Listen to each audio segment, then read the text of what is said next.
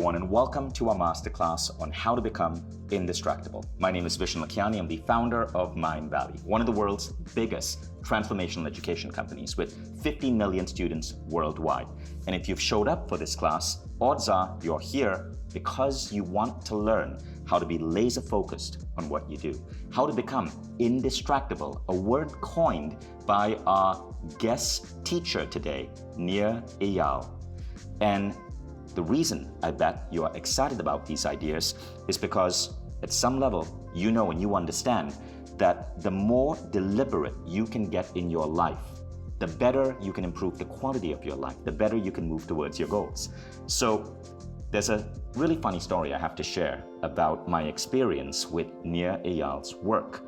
I just started taking Nir's course on Mindvalley, which is the power of habits and becoming indistractable. And I'm taking this course and it's mind-blowing. I'm learning so much, but I didn't actually see or perceive how it was changing my life until I received this message from a friend of mine. And if you know anything about me, you know I am pretty big on social media. I have millions of followers, and people generally love hearing from me on social media because I'm a writer and I love sharing ideas. And I got this message on Thursday, literally like 5 days ago, from my friend Sirit. She said, "Hey V, hope you're doing super well. Super curious, why did you stop posting lesser on IG?" And I was surprised because I didn't even realize it. But my amount on time on social media, if it was this much before, it shrank to this much, to the point where I was so focused on what I needed to do for my massive goals in life, what I needed to do to have more quality time with my kids, I completely forgot to even open Instagram for days at a time. And I want to say this about me. I was kind of hooked on Instagram. I'm embarrassed to admit it, but I was the type of person who would have to check Instagram 5 or 6 times a day. This isn't unusual. As you'll hear from Eyal, the average American spends around 5 hours a day on things like Netflix, on things like social media. But it wasn't just social media. I started having a really hard time finishing Netflix shows that I had committed to finish watching. There's even a show right now called Behind Her Eyes. And I'd committed to finish this 5-hour Netflix series because some of our Mindvalley authors were consultants on these series. But I've not been able to get past episode 2, and it's been 3 weeks. So something about this man's work is changing the way I run my days. But it's not just taking me away from social media and taking me away from Netflix. It's adding some really powerful attributes to my life. I'm reading almost twice as much as I read before. I'm finishing almost a book a week. I used to spend weekends working maybe 6 or 8 hours. Now my weekends are relatively clear and I can dedicate that time to my kids. Why? Because I finish most of my work before day and Friday. And so I started noticing these changes happening in my life, but they were happening almost at an unconscious level. And that is the true genius of Eyal. So you're in for a treat today, because if you want to learn to be indistractable, to be laser focused on what truly matters in your life, whether it is the quality of your relationships, or it's the time with your kids, or it's starting the next billion-dollar company, or it's getting that to that next level in your career. And if you're excited, and if you're hoping to be able to move away the things that no longer serve you, this next 1 hour or so with us is going to transform your life in deep ways. I'm excited you're here. Let's get started. Why is this topic so important right now? Well, here's something really interesting. I did a survey of a subset of my audience. We were doing a Zoom live. It was the middle of the pandemic. Over 1,200 people were live with me. And I asked people this simple question: what is the most important content we could bring you on Mindvalley? Now, mind this, Mindvalley covers 207 unique areas of human potential right now. 207. But can you guess what were the number 2 and number 1 most important content this group of 1,200 students wanted me to teach them? Well, the first thing was better focus.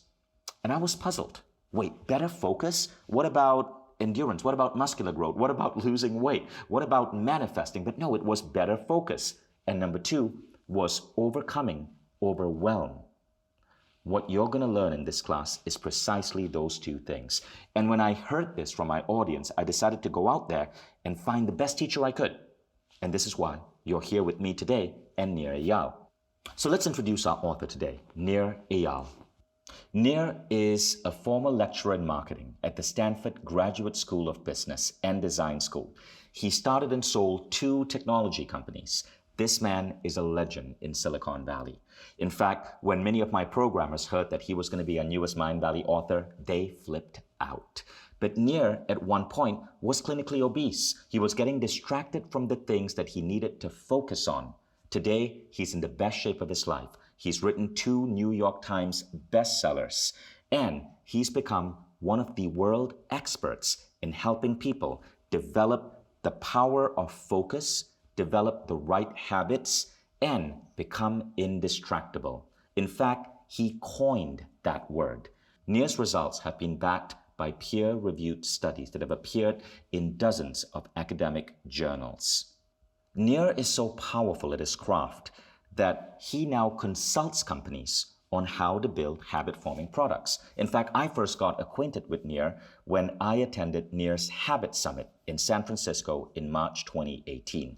Because as I was developing Mindvalley's learning app, I wanted to understand all the best practices that can make learning sticky.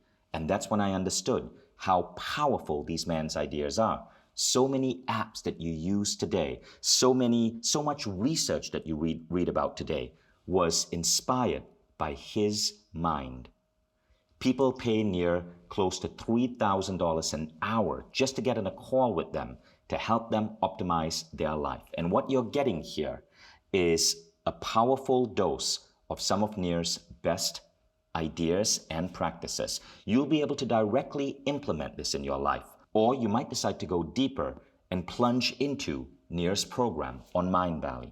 But of course, the best evidence of a person's ability to teach is their students. So check out what these people say about Nir Eyal. The tips are absolutely amazing. I love how Nir actually, throughout the complete quest, leads you step by step to get to this beautiful breakthrough at the end. And not only getting things done, I'm on fire.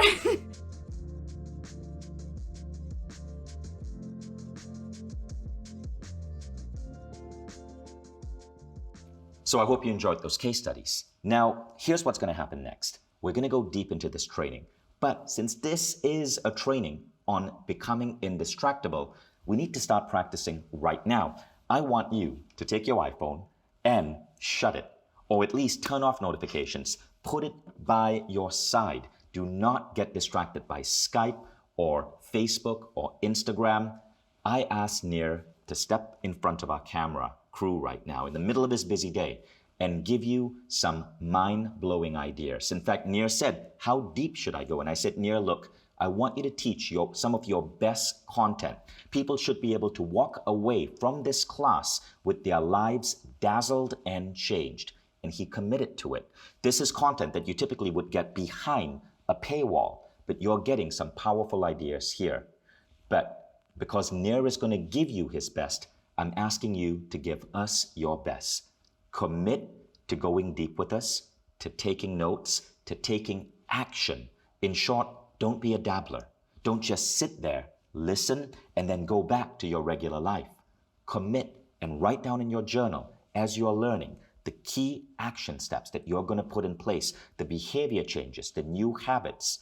And many of you at the end of this class are going to enroll in the full program with Nir Eyal on focus and indistractability. Nir's program in Mindvalley delivers some unique outcomes. These are 5 things we're going to be talking about today. And to understand just how much you are growing, I want you to first ask yourself where you stand in these 5 areas. Now, the first statement is time management.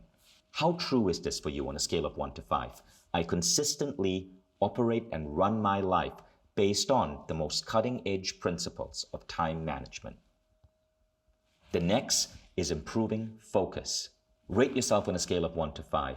I am laser focused and know exactly what I need to do to improve the quality of my life and my career. The third is better habits and routines. I know the difference between habits and routines and know when to use the right tool for the job. Number 4, overcoming distraction. I don't let distraction get in the way of me living out my values. And the 5th question is this. It's on being fully present. Rate yourself on a scale of 1 to 5. I rarely struggle with being fully present with the people I love. So now it's time to bring on our guest today, Nir Eyal. Nir, welcome. Thank you so much, Vishen. So great to be here with you. Nir, first, give the audience some context. I understand that you're not in San Francisco right now. You're in Singapore. I am. Yes, I'm in Singapore. I love it here. My family spends the winters out here, and this year we spent a little extra time. So, yeah. So, Nir, firstly, thank you for the amazing impact that your program has had on my life. But it's really allowing me to become so super optimized at the things that matter. And I realized it this weekend. This weekend, on Sunday, was probably the Sunday in the longest time that I was fully present with my kids. And in fact, in that act of being fully present, I did something that I've always wanted to do, but I could somehow never find the time for it. I was able to teach my 7-year-old meditation. And I know it seems weird, right? But the thing is, I was always busy. I always had other things to do. And if you try to teach a 7-year-old meditation, you know that you need extreme patience. But I did it this weekend, literally 2 days ago on a Sunday. And so just want to express gratitude.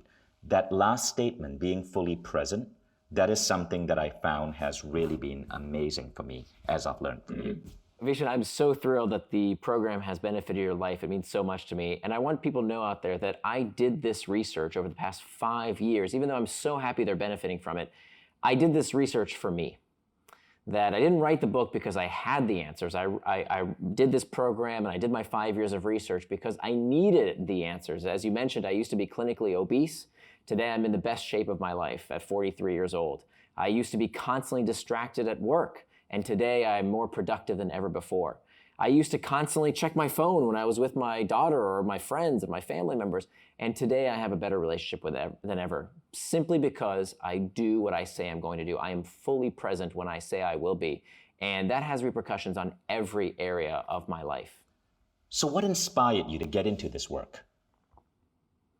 Yeah, so for me, it was a very memorable instance, one day of my life when I really had to reconsider my own relationship with distraction. That I remember I was with my daughter one afternoon, and we had this perfect day planned. And I remember we had this book of activities that daughters and daddies could play together. You know, things like folding paper airplanes and seeing who would win in a contest, and Sudoku puzzle and things like that. And so I remember one activity in the book was something that I'll never forget. There was a question in the book that we both had to answer to kind of learn more about each other and bond a little bit. And the question was, if you could have any superpower, what superpower would you want? And I remember that question verbatim, but I can't tell you what my daughter said, because in that moment, for whatever reason, I don't remember why, I started checking my device, and by the time I looked up from my phone, my daughter had left the room. She'd gotten the message that whatever was on my phone was more important than she was. And I'll tell you a funny anecdote here, a quick story that I actually told what had happened to a friend of mine. And we have daughters of similar age, and so he decided to ask his daughter what superpower she would most want. And she said the power to talk to animals. And he said, that's funny, the power to talk to animals. Why would you want the power to talk to animals? And she said, so that when you and mommy are on your phones, I'll have someone to talk to. Oh, wow. And so that's when I realized this was not just a problem that I was experiencing. And if I'm really honest with you, Vishen, it didn't just happen with my daughter. It would happen when I was at work. And I would say, I'm going to focus on that project that I've been procrastinating on. I'm really going to not do anything but that project. And yet, how was it that 30, 45 minutes later, I'm still checking email or scrolling a Slack channel or doing everything but that big project I said I was going to do? With my physical health, I would say I was going to work out. I would say I was going to eat right, and I didn't, and I wouldn't. When it comes to a meditation practice, I would say, oh, I'm definitely going to make time for meditation. And I didn't. And I just got sick of it. And I said, why is it that despite knowing what to do, and I think so many people experience this today, we all know what to do. It's interesting that when you polled your readers, they said focus and feeling overwhelmed, because those things are connected. Our lack of focus in large part comes by the fact that we are overwhelmed with so much information. There's so much information out there that sometimes it can absolutely feel overwhelming. And the fact of the matter is, we all know what to do. Who doesn't know that to be healthy, you have to exercise and eat right? Does anybody not know that? We know that. Who doesn't know how important mindfulness and meditation or prayer practice is? We know. Who doesn't know that to have good relationships with the people we love, we have to be fully present? Who doesn't know that if we want our businesses to grow, we have to do the work, especially the hard stuff that other people don't want to do? So we know. The thing is that today, the critical skill is no longer access to information. We have the information. The critical skill, and this is why I call becoming indistractable the skill of the century. The critical skill is understanding, how do we get out of our own way? How do we stop being distracted so we can finally do the things we know we should do to have the kind of lives we deserve? Beautifully said. And it seems that this topic is more relevant than ever in our world today. Why is this? I think you're absolutely right. And what's interesting, I thought this was a new problem, right? I thought this was something that the internet was doing to us, for example. And when I started along this line of research 5 years ago, one of the things that I was surprised to learn was that this was not a new problem, in fact, that we find that the Greek philosopher Plato, 2,500 years before the internet, was complaining about distraction. He called it in the Greek akrasia, the tendency to do things against our better interest. So if Greek philosophers were complaining about distraction 2,500 years ago, it can't be because of our cell phones and the internet. This is an age-old problem. What is different today is that technology is more pervasive and more persuasive than ever before. And that is only going to increase. We are not going backwards. If you think the world is distracting now, just give it a few years. It's only going to become a more distracting place. And in large part, that's a good thing. I mean, we want products to be engaging. We want services to be things that are user-friendly and that we want to use. But here's the thing. The price of progress, the price of living in a world with so many amazing things in it, a world of abundance, a world of plenty, a world where, for the first time, less people starve than are killed by diseases of excess like obesity and diabetes, this means we have to learn this new skill set. We have to adjust to the world of affluence, the world where we have an abundance of information as well as other things, which means we have to learn this new skill set because the companies won't do it for us. The news media is never going to tell you, oh, you've watched enough news. Their incentives aren't to keep you informed. Their incentive is to keep you watching because they monetize your eyeballs via advertising. That's their business model. The New York Times, Fox News, CNN, Facebook's, Twitter, all of them monetize the exact same way. Nobody is going to tell you you've had enough, right? If you go to the bakery and you say, I want a croissant, and then one more, the baker isn't going to say, oh, you've had enough, and we can't expect businesses to do that for us either. That we have to take responsibility for our behaviors. And even though these things are fantastic, I believe that we can find a way to get the best out of them without letting them get the best of us. But if we sit around and wait for someone else to fix this problem for us, if we hold our breath, we are going to suffocate. Beautifully said. So tell me about this beautiful word that you coined, indistractable. What does it mean to be indistractable? So it's a word I made up, and I made up that word because I wanted it to sound like a superpower. It sounds almost like indestructible. So back to that question that my daughter and I tried to answer that I wasn't present for, I vowed never to make that mistake again. And so I decided if I could have any superpower, the superpower I would most want, that you can realistically have, right? We can't fly in the air like Superman and throw webs out of our wrists like Spider-Man, but anyone can become indistractable. And so I made up this term to create an identity, a superpower that any of us can gain. And so let me just define that very quickly. So to become indistractable doesn't mean you never get distracted, okay? That's not what the word means. The word means that you strive to be as honest with yourself as you are with others. We all value honesty. If you ask the average person is pretty honest. They know that it's dishonorable to be a liar. We wouldn't want to lie to our kids, lie to our coworkers, lie to our friends. We all would hate to be called liars. And yet what I found in my life, and I know many people's lives, I would lie to myself all the time. I would say I was going to do one thing and I would end up doing something else. I would say I was going to exercise, but I didn't. I said I was going to eat right, but I wouldn't. I said I was going to meditate, I'd skip. I said I was going to work on that big project, I'd procrastinate. And so I was lying to myself all the time.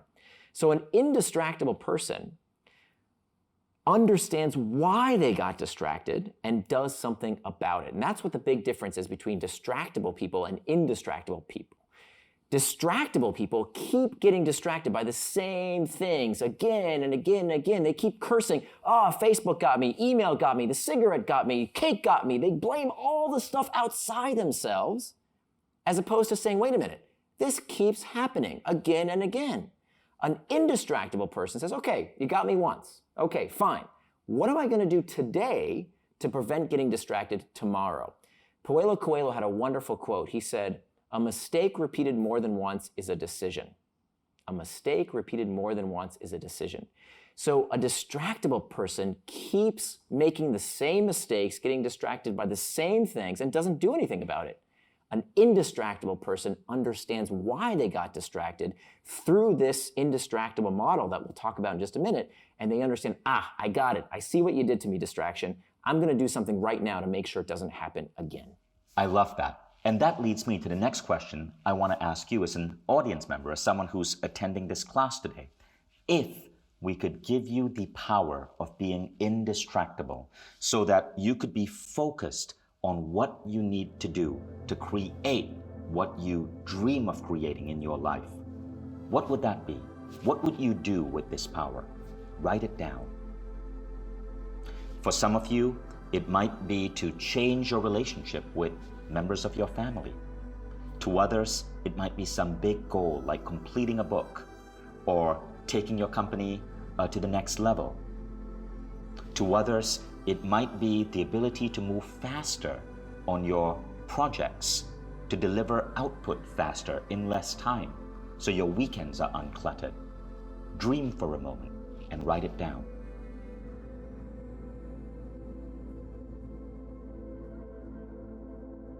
So Neil, let's get started. Can you walk us through your model? Absolutely. So the first place to start is to understand what distraction is. The best way to understand what distraction is to understand what distraction is not. What is the opposite of distraction? If you ask most people what is the opposite of distraction, what's the antonym, they'll tell you it's focus. But it's not exactly focus. Focus is a great thing to do with your attention, but it's actually not the opposite of distraction. The opposite of distraction is traction. That if you look at the origin of the word, the Latin root for both words traction and distraction is trahare, which means to pull. Now, if you look at both these words, they both end in the same 6 letters, A-C-T-I-O-N, that spells action, reminding us that distraction is not something that happens to us, but in fact, it is an action we ourselves take. So traction, by definition, is any action that pulls you towards what you said you were going to do, things that you do with intent, things that help move you closer to your values and help you become the kind of person you want to become. Those are acts of traction. The opposite of traction is, of course, distraction. Distraction is any action that pulls you further from your goals, that pulls you further away from your values and further away from becoming the kind of person you want to become. So this is really important. This isn't just semantics. Here's why. Any action can be traction or distraction. Let me explain. My daily routine, when I would head into the office and I would sit down at my desk and I would say, okay, I've got that big project I need to work on. I really need to sit down. I'm not going to procrastinate. I'm going to get started right away. Here I go, right now. But first, let me just check some email for a quick sec, right? Let me just scroll that Slack channel. Let me just catch up on whatever is going on in the news. Or, I need to do those things. They need to happen anyway, right? I need to do this thing for work. I need to check that easy thing to do off my to-do list real quick. Let me just get started on that stuff first. And what I didn't realize was that that is the most dangerous, pernicious form of distraction. The distraction that tricks you into prioritizing the urgent and the easy stuff at the expense of the important and hard work that we have to do to move our careers and our life forward. So anything can be a distraction. And so we have to be very careful. Just because something is worky doesn't necessarily mean it's not a distraction. Anything that is not what you plan to do with your time is by definition a distraction. Conversely, anything can be traction, right? So I'm not one of these Chicken Little tech critics that you hear these days that says how technology is melting your brain and it's hijacking everybody's minds and it's addicting everyone. Listen, I've spent the past 5 years researching this topic, and that is silly. It is not true. That in fact, it's so disempowering to tell people that they're powerless to resist technology. Now, don't get me wrong, these technologies are designed to get you hooked. My first book was hooked. I know all their tactics and tricks, and I can tell you their techniques are good. They're not that good. This isn't mind control. We are much more powerful than they are if we believe that we are. So I'm not here to tell you, stop scrolling social media. Quite the opposite. If you want to check social media, do it. I'm not here to tell you not to play video games or to do whatever it is you want to do with your time. I want you to do those things, but I want you to do them on your schedule and according to your values, not someone else's. Because the difference between traction and distraction is one word, and that one word is intent. The time you plan to waste is not wasted time. So now we have traction and we have distraction. Now, what prompts us to take these actions? We have two kinds of triggers. We have what we call external triggers and internal triggers. External triggers are the usual suspects, the pings, the dings, the rings, anything in our outside environment that can lead us towards traction or distraction based on whether it serves us or we are serving the external trigger. So if I get my alarm clock goes off, that's an external trigger reminding me, hey, it's time to get up and start my day. That's serving me. That's a good external trigger that led me towards traction. But if the external trigger is taking me away from being someone I love very much, as it did in the case of being with my daughter, well, now it's leading me towards distraction. I am serving it. So those are the external triggers, and we can get back to what we can do about those external triggers in just a bit. But it turns out, this blew my mind, that in fact, external triggers are only 10% of the reason we get distracted. Do you know that? Only 10% of the time that we check our phones, studies have found this, do we check it because of a ping, ding, or ring. So what's the other 90%? The other 90% of the time that we get distracted, the other 90% of the time we check our phones is not because of what's happening outside of us, but rather what's happening inside of us.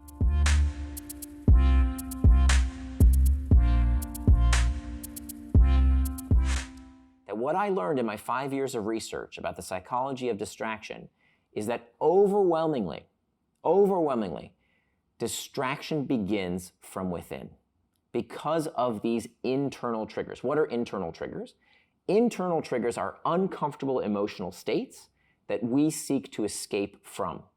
Boredom, loneliness, fatigue, uncertainty, stress, anxiety. These are uncomfortable sensations that we want to escape. And the solution to that discomfort is very often found in our devices or other distractions, which is why the first place to begin is to master these internal triggers. Because here's one fact that we have to remember. I want everybody to write this down. Time management requires pain management. Time management requires pain management.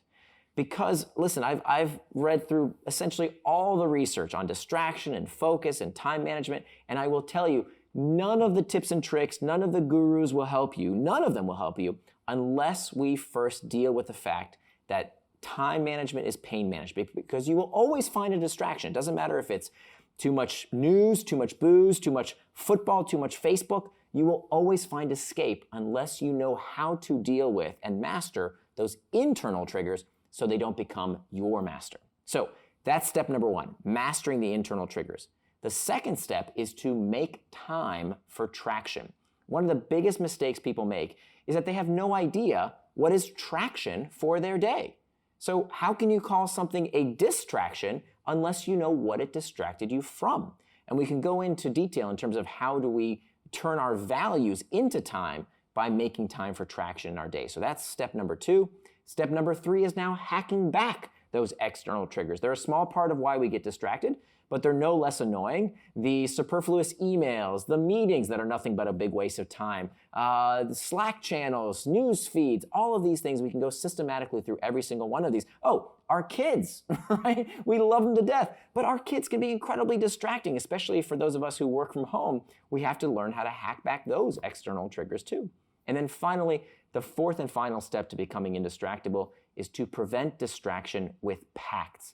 Pacts are the last line of defense. It's the firewall to help us prevent getting distracted so that if everything else fails, we have that last line of defense to make sure that we can stay on the task at hand. So those are the 4 steps to becoming indistractable, and anyone can do it. Thanks, Nir. So let me recap this for the audience. We're talking about the 4 steps to become indistractable. Step 1, master internal triggers. Step 2, make time for traction. Step 3, hack back external triggers. And step 4, prevent distraction with pacts. Now let's go on to step 1, mastering our internal triggers. Perfect. Yeah. So this is the first and most important step because as we talked about earlier, time management requires pain management. We have to understand what are these uncomfortable internal triggers that we seek to escape. So before we can talk about distraction, we have to talk about motivation, about why do we do everything we do. And most people think that motivation is about carrots and sticks. We've kind of all heard this trope before, right? It's about the pursuit of pleasure and the avoidance of pain. And some very smart people have believed this. Jeremy Bentham talked about this. Sigmund Freud talked about it. He called it the pleasure principle. Well, we now know today, neurologically speaking, it's not true. That everything we do is not about the pursuit of pleasure and the avoidance of pain, but rather everything we do, we only do for one reason only. And that is the desire to escape discomfort. The desire to escape discomfort. That neurologically speaking, everything we do, even the pursuit of pleasurable sensations, is about the desire to escape some kind of uncomfortable psychological state. Even craving, desire, wanting, lusting, those things are psychologically destabilizing. This is called the homeostatic response. We know this to be true physiologically, right? If you go outside and it's cold, the brain says, this is uncomfortable, you should put on a jacket. If you're hungry, the brain gets a message that you feel hunger pangs, so you eat. So that's how the body gets you to act to regulate physiological traits. And the same thing holds true for our psychological well-being, right? When we feel lonesome, we check social media. When we're uncertain, we Google. When we're bored, we check the news, stock prices, sports scores, lots of things to take our mind off of this discomfort. So that has to be the first place to start, is mastering these internal triggers. So if we know that all human behavior is spurred by a desire to escape discomfort, and that therefore time management is pain management. Time management requires us to learn how to master these internal triggers. We have to start by learning techniques to have arrows in our quiver ready to go so that when we feel discomfort, we know what to do with it. So I don't have time to go into all the dozens of techniques that you can use, all those arrows in your quiver that you're gonna have ready, but I wanna give you one very powerful technique that I use almost every single day, and this is called the 10-minute rule, and you can start using it immediately. So here's what I want you to do. The next time that you feel like you're about to get distracted from a task, right? Whatever it is that you're doing, whether you're working on that big project that you want to prioritize, whether it's you're trying to lose weight on a diet, whether you're trying to make sure you make time in your day to be fully present with your family or meditate or whatever it is you want to do with your time, and you find yourself tempted towards distraction, here's what I want you to do. I want you to set a timer for 10 minutes. Okay, it can be any kind of timer. You can even use your phone if you want and tell your phone, set a timer for 10 minutes and put your phone down. And here's what I want you to do. You have a choice to make. You can either get back to that task at hand, whatever that task might be, or I want you to do what psychologists call surf the urge. Surfing the urge acknowledges that these uncomfortable sensations are transitory. They're like waves. They crest and then they subside. You know, when we feel angry or lonesome or anxious or stressed or whatever the case might be, we feel like we're gonna feel that way forever, but that's never the case. And so if we can give ourselves just a few minutes to surf that urge, like a surfer on a surfboard, and we talk about in the course how to have a new dialogue that you can talk to yourself with self-compassion while you're surfing that urge, what you will find is that 9 times out of 10, when that timer goes off, you'll be right back at that task at hand. You won't even feel that discomfort that led you to look for a distraction. So that 10-minute rule is something I use every single day when I need to do the hard work of writing, and it's just as effective if you're trying to avoid eating that dessert you're trying to avoid, or smoke the cigarette you're trying to quit, whatever the case might be, any distraction. Telling yourself, not necessarily telling yourself no, because we know abstinence can oftentimes backfire.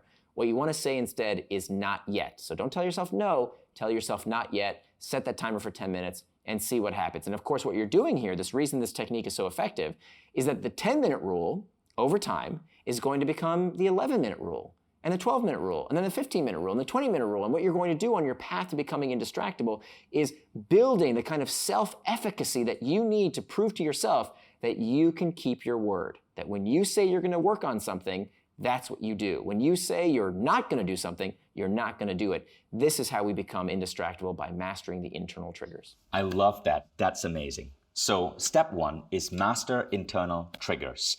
And the technique that we want to use there is the 10-minute rule. That's incredibly useful. Let's go on to step 2. Sure, and just to be clear, this is one of dozens of techniques. The 10-minute rule is just one of many, many that we can use.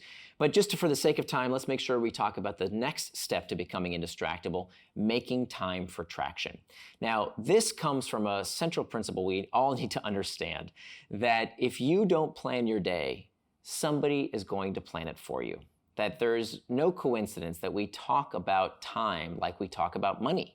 Right? We make time for people in our life. We spend time just like we spend money. We pay attention just like we would pay with dollars and cents. And so we need to start treating our time at least as much of as a valuable commodity as we would with money. That in fact, I think we should be generous with our money, but very stingy with our time. Why? Because we can always make more money. Right? You can always make more money. You cannot make more time. I don't care if you're Jeff Bezos or Bill Gates. It doesn't matter how much money you have. They also have the same amount of time that you have, the same 24 hours in every single day. But here's the problem. Most people out there say they're distracted, right? They say, oh, my phone distracted me and I did this and that. And my boss wanted this and my kids wanted that. I couldn't focus. I couldn't do what I want to do because I had all these distractions in my life. But when you actually ask them, wait a minute, what did you plan to do with your time? What did you actually get distracted from? Show me your calendar. You know what they show you? Most people? A big, white, blank, perfectly pristine day with nothing on it. So here's the thing. How can we call something a distraction unless we know what it is distracting us from? You can't call something a distraction unless you know what it's distracting you from. Which is why, in order to become indistractable, we have to define how we want to spend our time. Now, how do we do that? We turn our values into time. We turn our values into time. So what are values? Let's define values very quickly. Values, it's another one of these words we toss around, but when you press people and say, well, what does that actually mean? Here's my definition of values. Values are attributes of the person you want to become. Values are attributes of the person you want to become. And it's not up to me or anyone else to tell you what your values should be. You have to decide what your values are based on the person you want to become. So what I want you to do, here's another one of the techniques that we discuss in the course more in depth, but something you can adapt in your life today, is I want you to start building a time-boxed calendar. A time-boxed calendar uses this technique that has been studied in thousands of peer-reviewed studies published in journals the world over, thousands of times. It uses a technique called setting an implementation intention, which is just a fancy way of planning out what you want to do and when you want to do it. So I want you to build a time-boxed calendar. How do you do that? What I want you to do is to look at the week ahead, and then I want you to ask yourself, how would the person I want to become spend their time in these 3 life domains I'm about to share with you? The first life domain is you. You are at the center of your life. You're the most important person in your world. If you can't take care of yourself, you can't take care of other people, you can't improve your organization at work, you can't improve the world. You have to take care of yourself first. So when people talk about their values, oh, health, I really value my health. My health is very important. But do you have time in your calendar for Exercise? Do you have time in your calendar for rest, right? We all know how important sleep is. We've heard this to death, all the research about how important sleep is. How many of us have bedtimes? For years, I used to tell my daughter, you have to get to bed on time, but I was a hypocrite because I didn't have a bedtime. So have that time in your schedule, anything that you need for yourself. Now, by the way, I'm not just saying the worky, productive stuff. I want you to have time for fun as well. Whatever is important to you. If you like playing video games, great. Put it on your calendar. Prayer, meditation, long walks, whatever it is you want to do with your time to take care of yourself, reading, courses, put it on your schedule. Next are relationships. Part of the reason we have a loneliness epidemic in the industrialized world these days is because people don't make time for relationships like they used to. As society became more secularized, we don't have the church group, the Kiwanis Club, the bowling league that we used to have regular interactions with people. So put that time on your calendar as well. And then finally, in the work domain, ask yourself, how would the person I want to become spend their time at work? What most people do is they spend almost all their time at work doing what we call reactive work. Reacting to emails, reacting to notifications, reacting to taps on the shoulder, reacting to meetings, and they run around all day long going real fast in the wrong direction because they have no time on their calendar for what we call reflective work. Reflective work is the kind of work that can only happen when we work without distraction. Strategizing, planning, being creative, thinking has to be done without distraction. So put at least some time in that time box calendar for thinking time, for time to work without distraction. And I'm not saying all day, but some amount of your time, 20 minutes, 30 minutes, maybe 45 minutes, to think in peace, in quiet, so that you can make sure that you're planning your life in a way that you want it to go, as opposed to spreading your attention and time anywhere other people want you to spend it. Nir, this is so fascinating, because I realize there's something else happening here. Correct me if I'm wrong, but when you create this time box calendar, you're literally giving yourself a set amount of time to get something done, right? No. Quite the opposite. I don't want you to get things done. I don't want you to get things done. What do I mean by that? One of the things we talk about in the course is why to-do lists are one of the worst things you can do for your personal productivity. If you measure your life every day by how many cute little boxes you checked off your to-do list, you have already made a cardinal mistake. Why? Because to-do lists have no constraints. They have no constraints. I want to do this, I want to do this, I want to do this, a mile long. And I've never, in all my years of research, met anybody who always finishes everything on their to-do list. And yet we keep using this stupid technique thinking we're broken, and really it's the technique that's broken. So as opposed to measuring your life based on how many things you got done, stop that.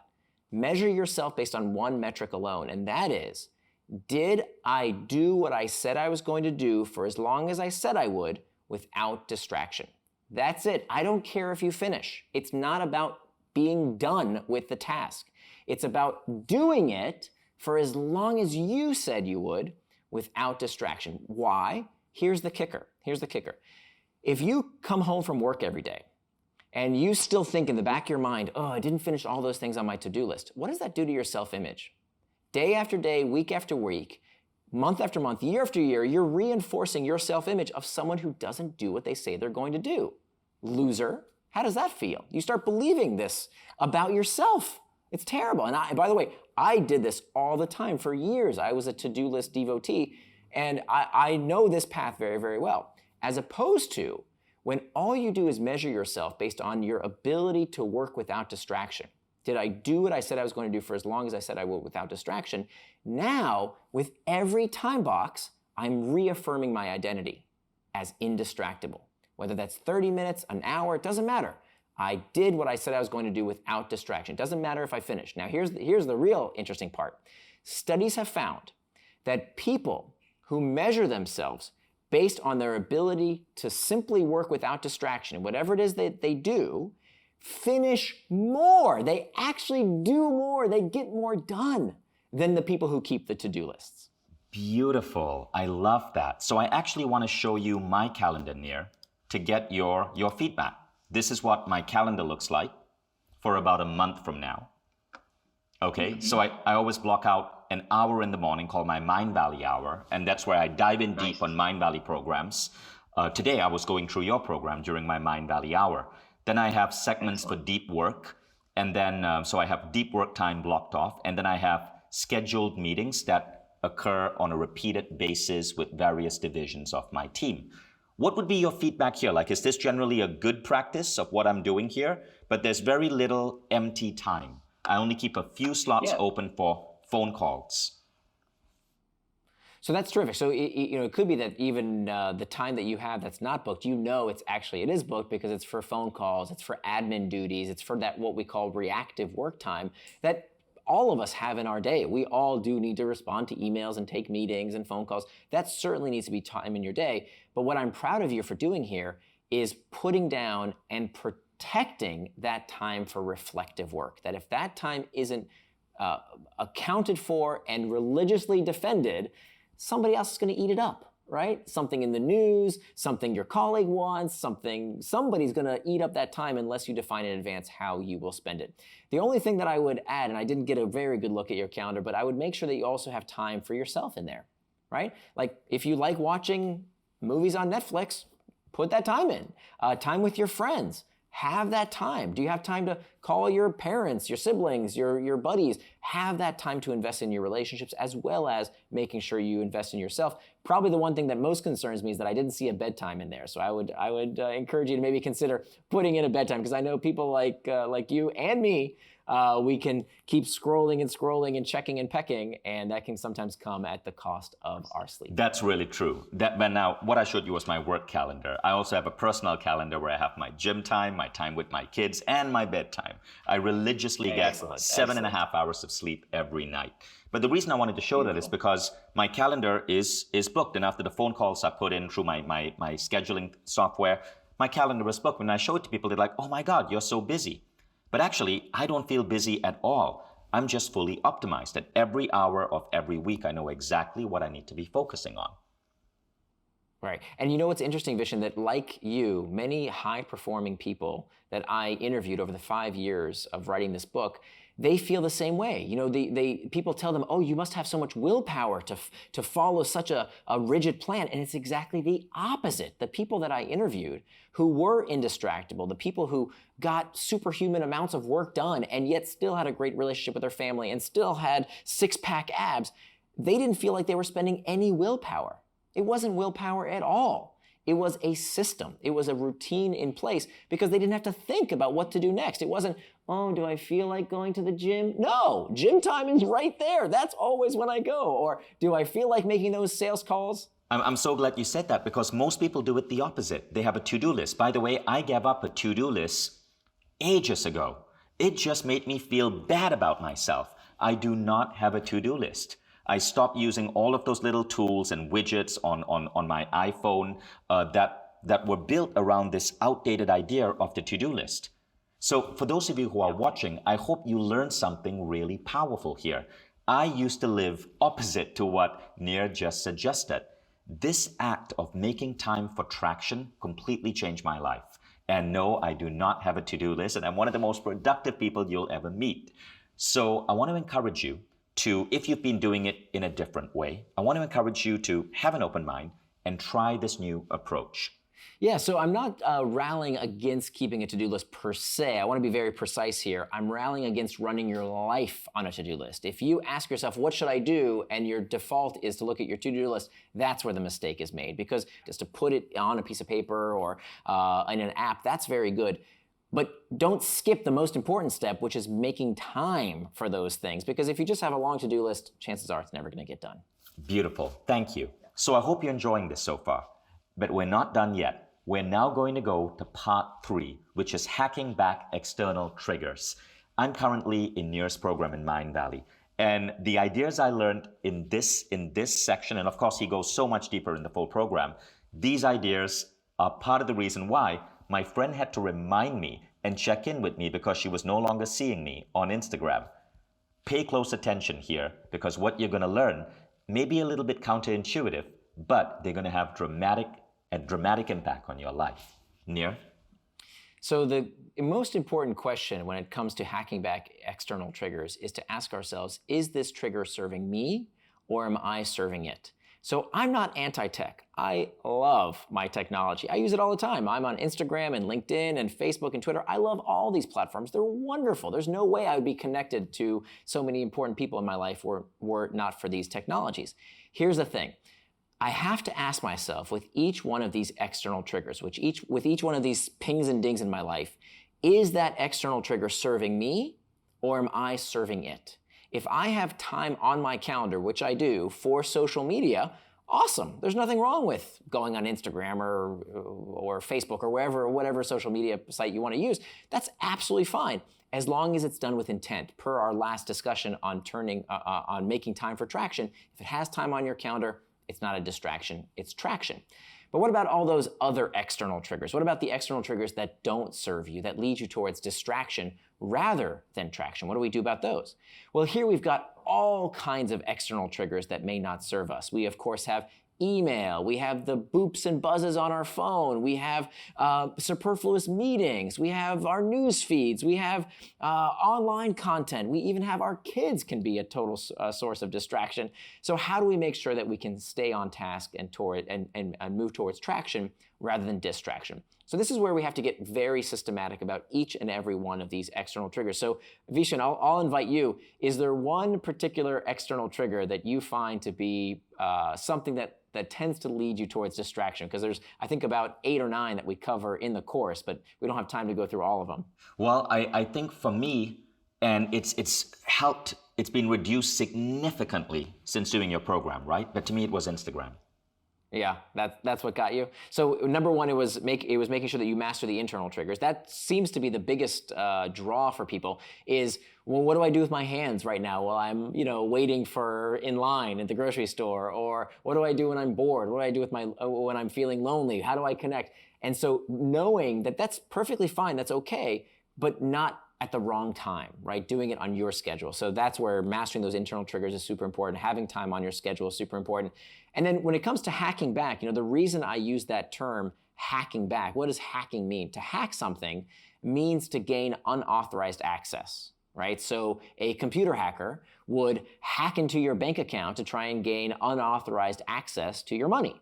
Well, it's pretty clear that these media companies, not just social media companies, but all media companies, whether it's the New York Times or Fox News or CNN or BBC, they all make money by hacking your attention.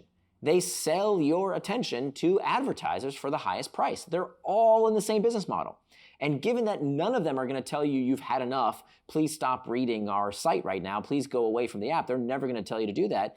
We have to decide for ourselves how we can hack back. I'm just giving you a few techniques here. There's way more that's in the course as well. All kinds of technologies that you can use. Most of them are absolutely free that we can use to hack back. That's amazing. That's amazing. Now let's go on to the 4th step. Yes, okay. So the 4th and final step to becoming indistractable is to prevent distractions with pacts. Now, pacts are one of the oldest techniques that I describe in my book. The first known instance of someone making a pact comes to us from the story of Ulysses. Now, the story of Ulysses was written by the philosopher Homer 2,500 years ago. It's the story of this Greek hero who has to sail his ship past the island of the Sirens. Now, the Sirens are these magical creatures with this song that any sailor who hears the siren song crashes his ship onto the shore of the Sirens Island and dies. Now, Ulysses knows this is going to happen, and so he does something today. He makes a pact with himself and his crew to prevent doing something he will later regret, prevent getting distracted later on. What does he do? He tells all his crew members to put beeswax in their ears so they can't hear the siren song. And he instructs them to bind him to the mast of the ship so that when the ship passes by the Sirens Island, no matter what he does, no matter what he says, he won't be able to free himself from the mast of the ship. And you know what? The plan works. He's able to sail right past the Sirens Island because he took steps today to prevent getting distracted and doing something he later regrets. So how can we use this in our own life? How can we utilize what today we call Ulysses pacts? So there are different kind of pacts we can use. But I want to say a little disclaimer here that this technique has to come last. Okay, what I'm about to tell you, I want you to utilize only after you've done the other three. If you don't do this in the proper order, you will fail. Okay, you have to first master the internal triggers, then make time for traction, then hack back the external triggers, then only as a line of last defense, then you can use this technique I'm about to tell you. So there are three types of pacts, which we go into much more detail in the course. We can make a price pact, an effort pact, and then finally an identity pact. So I want to tell you real quick about what's called an effort pact. In my own life, when I was writing my book, doing my 5 years of research that went into this course that we've made together, I found that one of the places in my life that I kept getting distracted from was going to bed on time. And I know we've known each other for many years, Vishen, so I want to get a little personal here, if it's okay with you. I want to tell you about my sex life. And it's not very exciting because I've been married to the same woman for over 20 years now. But I'll be honest with you that a few years ago, we found that night after night, when we wanted to be intimate, we found that we were going to bed and yet I was fondling my phone and she was caressing her iPad as opposed to us being together. And so as I was in the process of doing this research over the past 5 years and learning about the deeper psychology of distraction and learning about how amazingly effective making a pact can be, I decided to implement one of my favorite techniques called an effort pact. And so what did I do? I went to the hardware store and I bought us a $5 outlet timer. Now this little outlet timer, you plug into the wall and whatever you put into it will turn on or off or at any time of day or night that you set. And what did I plug into it? Our internet router. So every night at 10 p.m. till this day, when 10 p.m. strikes, the internet shuts off. Now, could I turn the internet back on? Of course I could. I could go under my desk, I could fiddle with this thing, I could unplug it, replug it, but that takes effort. And I've made an effort pact with myself to remind me that, you know what, is this really aligned with my values? Do I really need to check that one more email? Do I really need to scroll the social media channel? Do I really need to watch Netflix past 10 o'clock? No, you know why? Because my values are that I take care of myself with proper rest and that I spend some time with my wife every night, right? That's part of my value system. So by having that effort pact as the last line of defense, by the way, we also master the internal triggers, made time for traction, and hack back the external triggers. But if everything else fails, I know that I'll have that effort pact in place. And here's what's so great about it. Over time, we've done this for over 3 years now, we don't even really need it anymore. Because now everybody in the household knows, 10 o'clock is coming, better finish up whatever you're doing because the internet's gonna shut off soon. And so we've trained ourselves through this pact to create this new routine around a technology that used to be very distracting. Now we all know that we wanna live according to our values based on this pact that we've made. Let's talk about price pacts. Price pacts is when there's some kind of financial disincentive to getting distracted. And this actually, I learned this technique from the most successful smoking cessation study in history. The most successful smoking cessation study in history. Here's what they did, it's a fascinating study.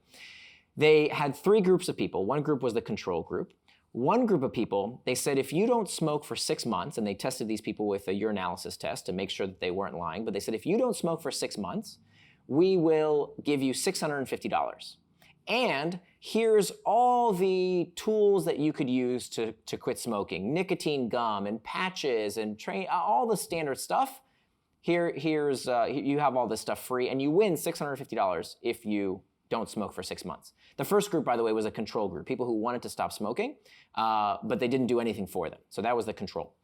The third group, they said, you can have access to all the same stuff, but we're not going to give you $650. We're going to give you $450, but you have to put in $150 to participate in this study, and if you don't smoke, you get the $150 back. So they actually won less money, but they had to put some skin in the game. They had to put a price to falling off the wagon and smoking within 6 months. That third group was the most effective smoking cessation study we have ever seen. Just by putting some we think, nicotine is so addictive, it's something you just can't stop. No, it turns out only $150 can make a lot of people stop smoking. if there's something at stake. So I don't smoke, but I utilize this same principle. Here's what I did. So as I mentioned in the very beginning, I used to be clinically obese. And I always hated exercise, hated it. I remember I had friends who would run a race and they'd say, oh, I got a runner's high, I love it so much. I don't know what they were talking about. I always hated exercise. It was sweaty and gross and hard. I just never liked it. But one of my values was to be the kind of person who takes care of their physical health, and exercise is part of that. So what did I do? I made a price pact with myself. Okay, here's what I did.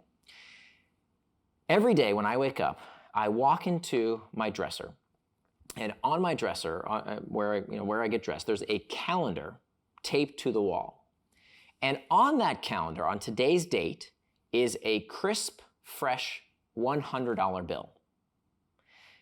On the shelf above this calendar is a Bic lighter.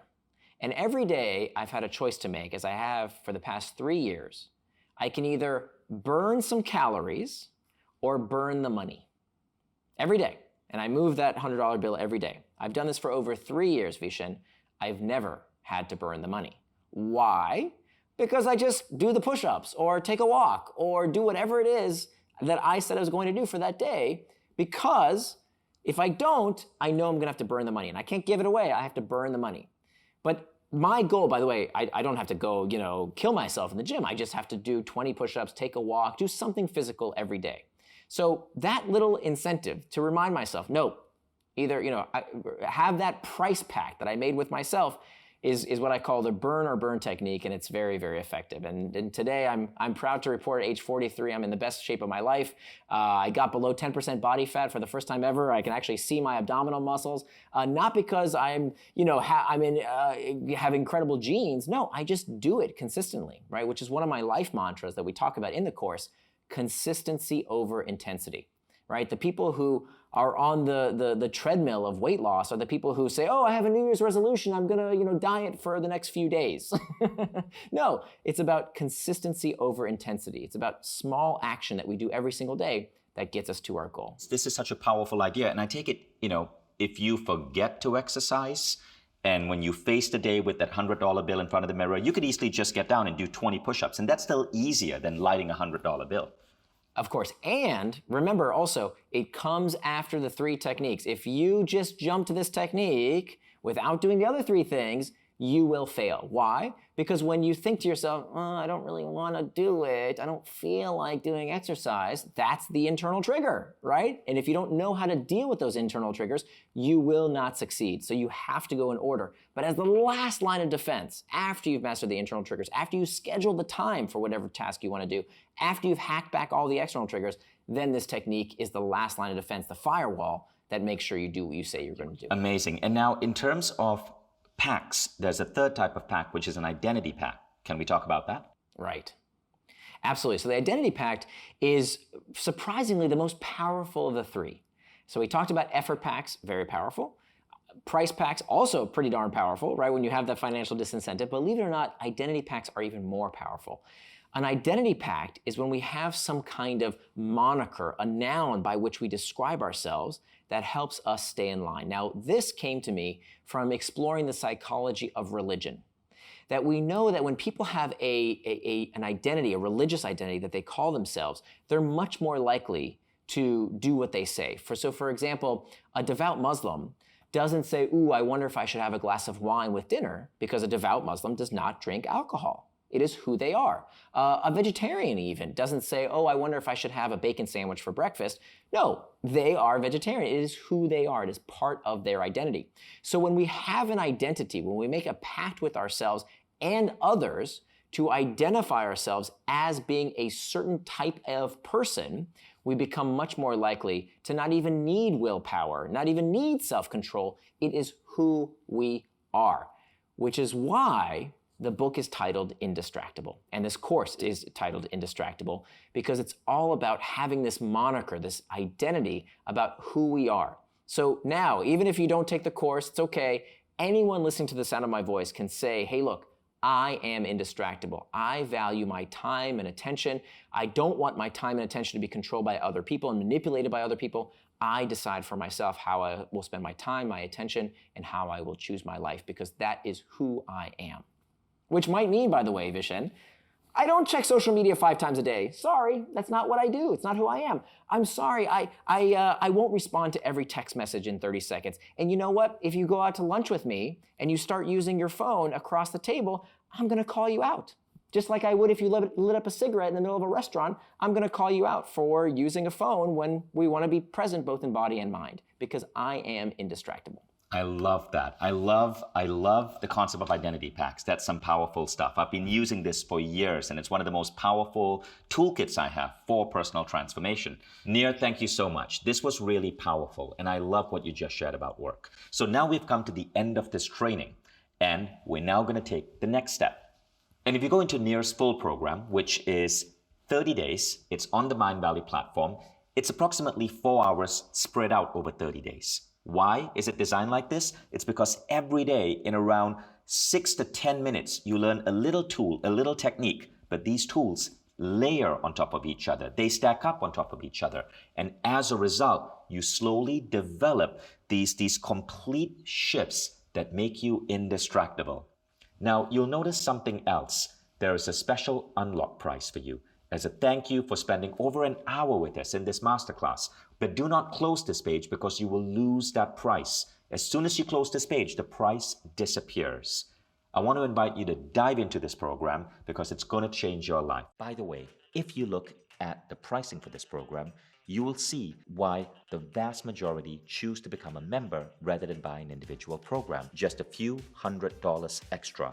But you don't just get one program, you get over 50 programs on Mindvalley instantly available for you. You can go through a new program every month or do 2 programs in a month and up-level yourself in 24 unique areas of life in the coming year. But that's not all. Membership also means that you get access to Mindvalley live events with so many special guests. What's happening here? You're on our private social network. You're in a network of fellow members, and these are such incredible individuals. And we have memberships now in every country in the world. Now, I want you to understand one thing about our Mindvalley programs. You don't have to make up your mind right now. You can enroll in this program, test it out, and anytime in the next 15 days, with one click, cancel your purchase and get a full unconditional refund. All you have to do is click on your account page on the Mindvalley platform, click on the refund button, and that's it. You are never obligated to buy a program. You can test it out. You can see the video. You can even go through practically half the program because you can give yourself a refund in 15 days with one click. So you have absolutely nothing to worry about. Now, if you are buying a house or buying a car, you would obviously test drive things, right? I encourage you to do the same here. Scroll down below, click enroll so you can take advantage of the enrollment discount. Explore the program as much as you want in the next 15 days. Cancel and get your refund. You can apply your refund to another Mindvalley program, or you can just keep it. All the information is on mindvalley.com/refund. At this point, you have a decision to make. You can take everything you've learned so far, and you can go and attempt to bring this in your life, or you can have Nir Eyal as a coach. Think about it. What would happen if every day, for anywhere from 5 to 10 minutes, you had a powerful idea from Nir through this Mindvalley program? Every single day, your mind, your habits are being updated with the latest cutting-edge research to make you a force for focus and indistractability. Who would you be at the end of the month? In fact, who would you be at the end of the year? So I want to encourage you to go check out this program. Nir, what would you say to someone who said this program is, say, too expensive? Well, to be honest, I think if it's something that you're struggling with financially, that you have to get your house in order first, that you want to make sure you can take care of yourself and your dependents first and foremost. But I will say that becoming indistractable is a macro skill, that there is no area of your life that's not affected by your ability to focus. So whether it's, I want to be better at my job and I want to be more productive than the competition, I want to make more sales calls, I want to read more books, I want to take care of my body and exercise and eat right, I want to have better relationships. becoming indistractable is that macro skill. So without that base of being able to pay attention to whatever it is you want to pay attention to, then everything that will come after is something that you can actually implement in your life, as opposed to just more books piling up and more content without knowing how to actually apply it to your life. Beautiful. Now, some people might have a doubt. The lessons are so sharp and short. They're between, some of them are 3 minutes, some are between 3 and 5 minutes. And some people might be skeptical that a lesson this condensed can make an impact on their life. How would you answer this? Well, to be honest, the course is made for people who struggle with distraction. So I don't want to give you time to be distracted, especially in those early lessons. I want to have a content that is action-packed, that is very easy to apply, and that you can digest in snacks and put into your life immediately. If it was a big, long lecture, I know people who are struggling with distraction may not get to the end. So I want it to be very simple, easy pieces that you can digest in small portions, but that over the course of those lessons make a big, big difference in your life. Right, and you get to go through this in any way you want. And by the way, although the lessons are short, it's 4 hours and 8 minutes of content in total, right? So you can decide to go through all the lessons at the same time. Some people do the entire 4 hours on a single day. Now, that's okay if that's what you want to do. I suggest you do stretch it out, maybe 1 or 2 or 3 or 4 days, at most, because you need time to reflect. You need time to implement. But of course, if you want to do it the way it's laid out, one short lesson every day for 30 days, that is great. And within the course of those 30 days, you will start seeing your entire behavior and your identity shift. You become someone who is truly indistractable. And as Nia said, that's a macro skill that would improve every aspect of your life, from work to how you show up for your family. So scroll down below, click enroll, and I cannot wait to see you as a Mindvalley member. Nia, thank you so much for joining us. And it's been such an honor working with you ever since I saw you at your seminar in San Francisco in 2018. Such an incredible event.